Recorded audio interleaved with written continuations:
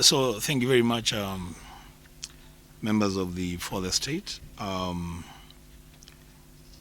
here to issue a statement on the anticipated State of the Nation address by His Excellency the President tomorrow. So tomorrow, Thursday, November 20th, 2025, His Excellency President Dr. William Samoei Ruto, EGH, or CGH, will be discharging his constitutional mandate under Article 132 of the Constitution of Kenya 2010. As fate would have it, the State of the Nation address by the President comes at a time that Kenyans in every corner of this country are heavily burdened by the weight of corruption, heavy taxation leading to mass erosion of people's purchasing power, unfulfilled promises, and shattered dreams. As the Deputy Minority Leader in the Senate of the Republic of Kenya, I call on the President to summon and exercise a great caution in his pronouncements to the nation tomorrow. I hope and wish that the President would use the floor of the August House to speak real hope to a nation that is tottering on the edge of hopelessness, a people grossly frustrated by both the actions and inactions of state and state actors on basic human and people's rights. Kenyans are already overtaxed, and any new measure to squeeze a penny out of Kenyans would be too much to bear for salaried Kenyans, businesses, and indeed all Kenyans who have to contribute to national revenue through the purchase of the most ordinary and basic goods and services. The attack on the Kenyan payslip by this regime is a major blow to every household in this country. I hope that the President will not be using the floor of the National Assembly tomorrow to popularize his newest invention, to raid people's incomes through the so-called Infrastructure Development Fund. Kenyans cannot bear another fund. Kenyans cannot bear another levy.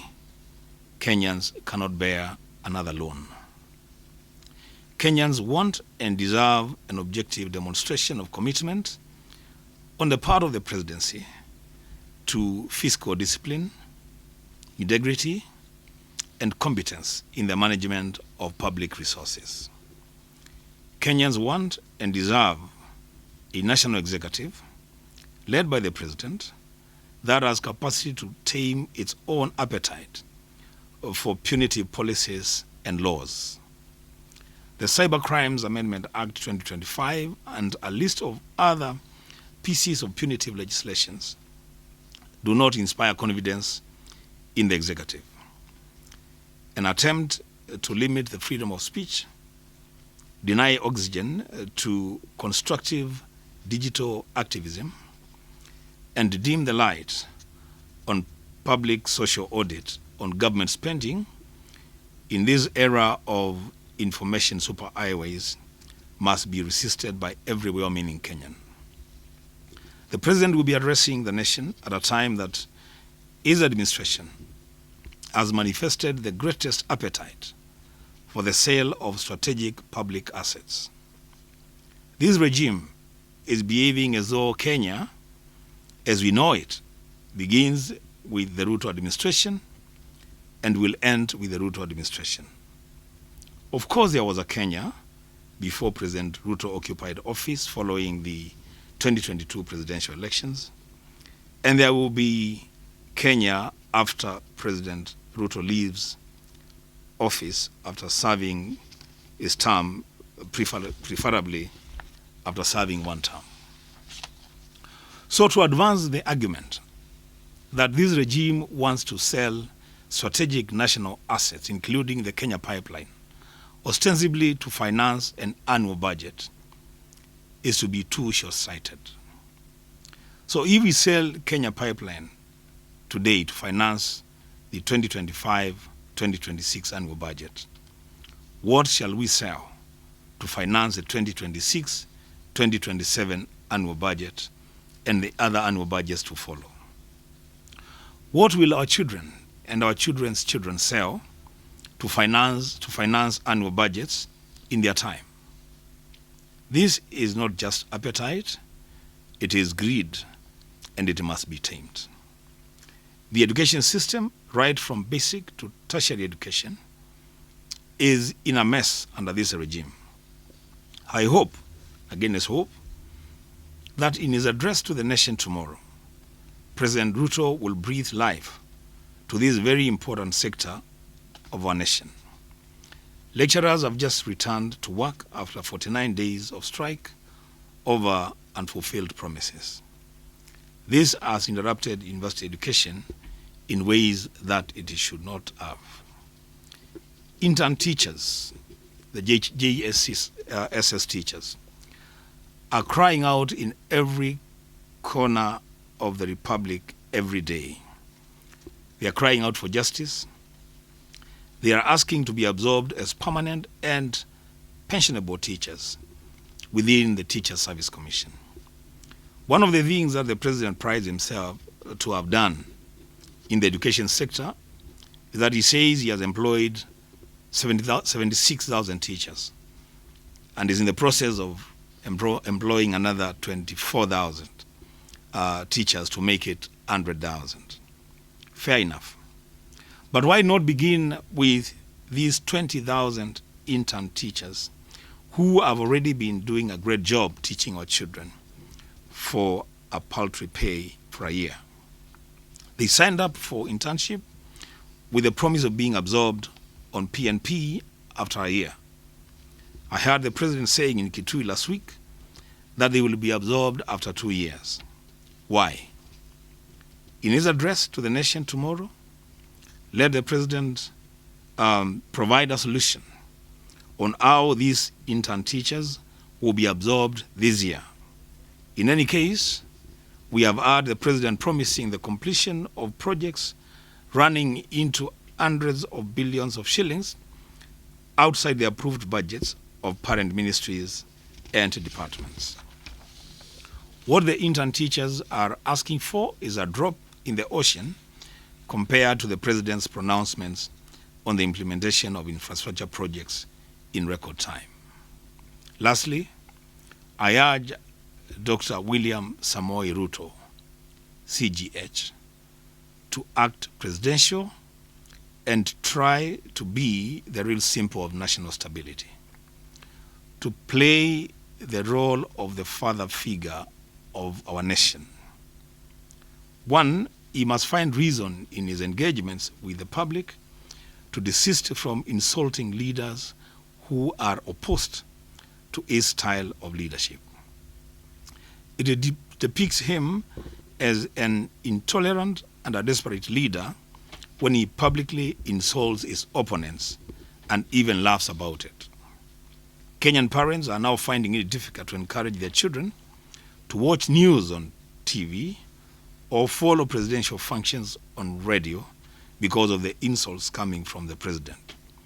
This is not right, but the President retains the right of choosing how he wants to interact with the people of Kenya. First of all, one of the institutions that has really suffered the overreach of the executive is actually the institution from where the President will be making the address tomorrow. The President has clearly captured Parliament. He has pushed through legislation that is punitive and legislation that is meant to just benefit a few people at the expense of the majority of Kenyans. Secondly, the President, I remember very well when he was campaigning and was saying, you know, the way I have suffered under my boss, then the President Uhuru Kenyatta, we will not allow under my administration for people to be curtailed in their engagement with one another. I remember you said there will be no need for anyone to call their friends on WhatsApp because we will not be eavesdropping on conversations. Of course, you know that what the president has done, his government has done, is that they are minimizing that space of interaction.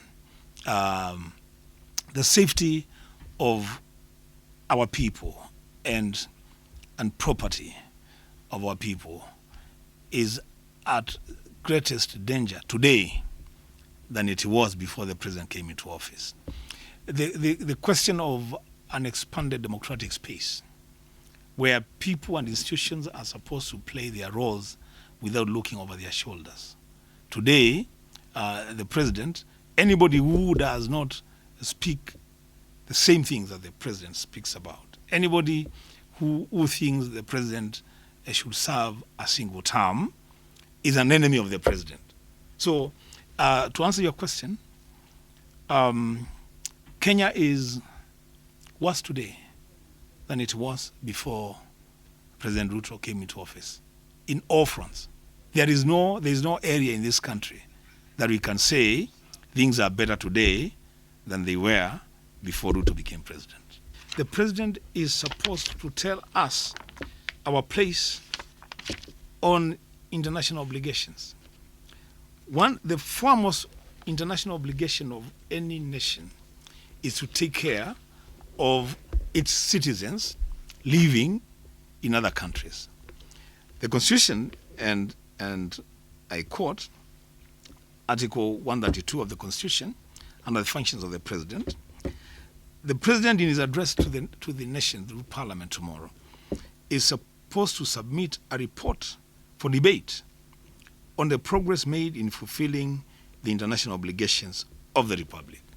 The first international obligation of any government is the safety of its citizens living outside the country. As you said, we saw what happened to our activists in Uganda, held in Communicado, as President Kaguta Museveni puts it, throws them in some freezer somewhere.